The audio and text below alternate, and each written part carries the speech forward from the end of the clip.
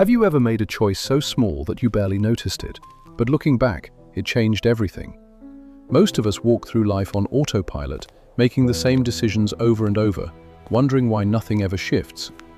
But here's what nobody tells you. The moments that define your future don't always feel important when they happen. This is the story of someone who almost let the most crucial decision of his life slip by unnoticed, because it didn't look like what he thought change was supposed to look like. What he did next didn't just save his future, it rewrote the entire story he'd been telling himself about who he was allowed to become. Ethan sat in his car outside the community college parking lot for 20 minutes before he finally turned off the engine.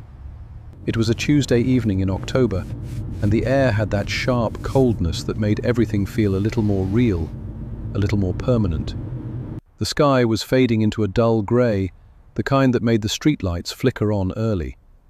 He stared at the building through the windshield, watching people walk in and out, most of them younger than him, some carrying backpacks, others holding coffee cups like shields against the chill.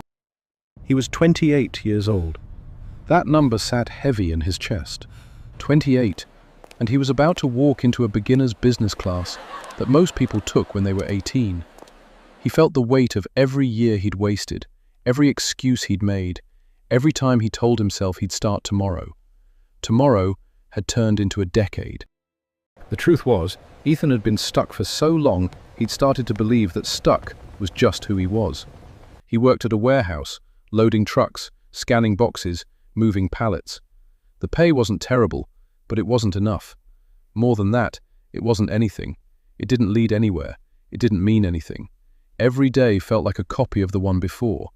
Wake up, go to work, come home, sit on the couch, scroll through his phone until his eyes hurt, then sleep, repeat.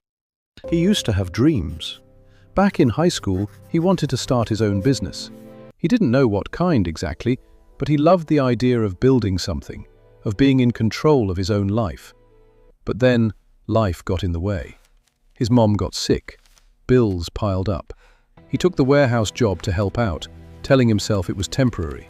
Temporary became 5 years, then 8, then now. His friends had moved on. Some had families. Some had careers. Ethan had a one-bedroom apartment that smelled faintly of old carpet, and a car that made a weird rattling noise he couldn't afford to fix. He wasn't miserable exactly, he was just empty, like he was watching his own life happen from a distance, unable to reach through the glass and change anything. 2 weeks ago, something cracked. He was at work, stacking boxes in the back corner of the warehouse, when his manager walked by with a new hire. The kid couldn't have been older than 19. The manager was showing him around, explaining the job, and Ethan heard him say, "Don't worry, it's easy. You'll get the hang of it. Some guys have been here for years." Some guys have been here for years. That sentence hit Ethan like a punch. He realized that's what he was. One of those guys. The lifer. The one who stayed because he didn't know how to leave. The one younger kids would look at and think, "I don't want to end up like him." That night, he couldn't sleep. He lay in bed, staring at the ceiling, feeling something he hadn't felt in a long time. Not hope, not yet, but something close. A quiet, desperate whisper in the back of his mind that said, "You're not dead yet. You can still do something." He didn't know what that something was, but the next morning he searched online for classes, business courses, community college, anything that felt like a step forward, even if he didn't know where the path led. That's how he found the Intro to Entrepreneurship class. It was cheap, it was local, it started in 2 weeks.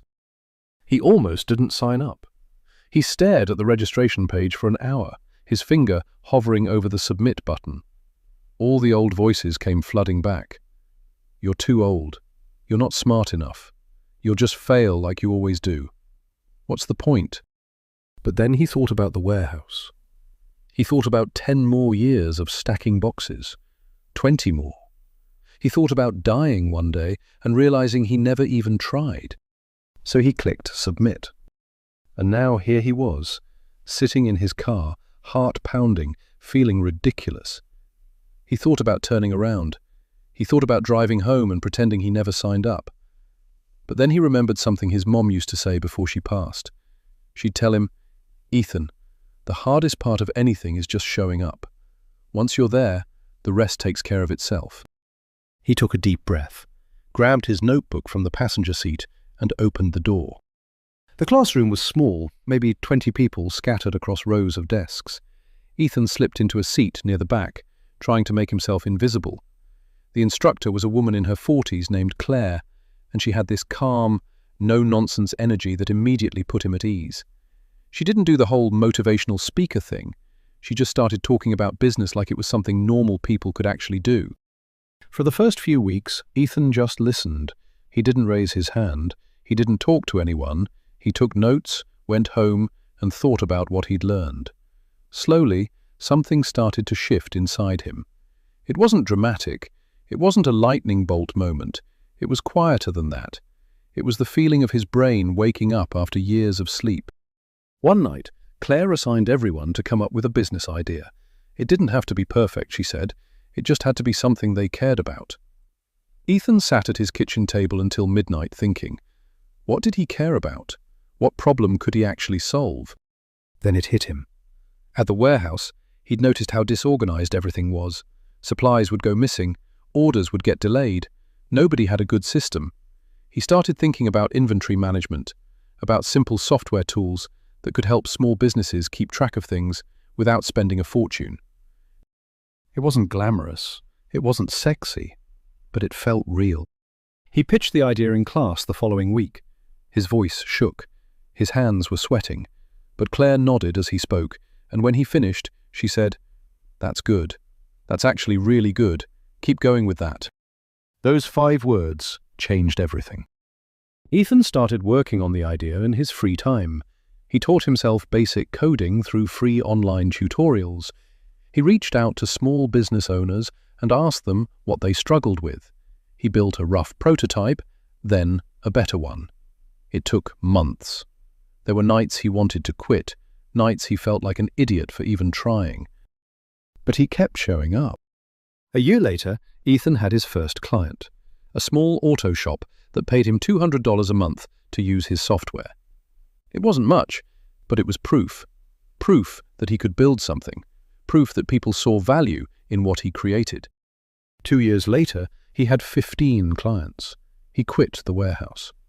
His software wasn't making him rich, but it was enough to live on. More importantly, it was his. He'd built it from nothing. Now, 5 years after that first night, sitting in his car outside the community college, Ethan runs a company with 30 employees. His software is used by over 1,000 small businesses. He still works hard. He still has doubts. But he's not stuck anymore. Sometimes he thinks about that night in the parking lot, how close he came to driving away, how easy it would have been to tell himself it was too late, that he'd missed his chance. But he didn't. He made one decision, one small, terrifying, ordinary decision. He got out of the car. He walked through the door. And everything that came after, everything good, everything hard, everything real, started because of that. The truth is, your future isn't saved by one big, heroic moment. It's saved by the small choice you make when no one's watching. The choice to try when you're scared. The choice to start when you feel too old, too late, too lost. Ethan learned that the story you tell yourself about who you are isn't permanent. It's just a story, and you can rewrite it anytime you want. You just have to be brave enough to turn the page.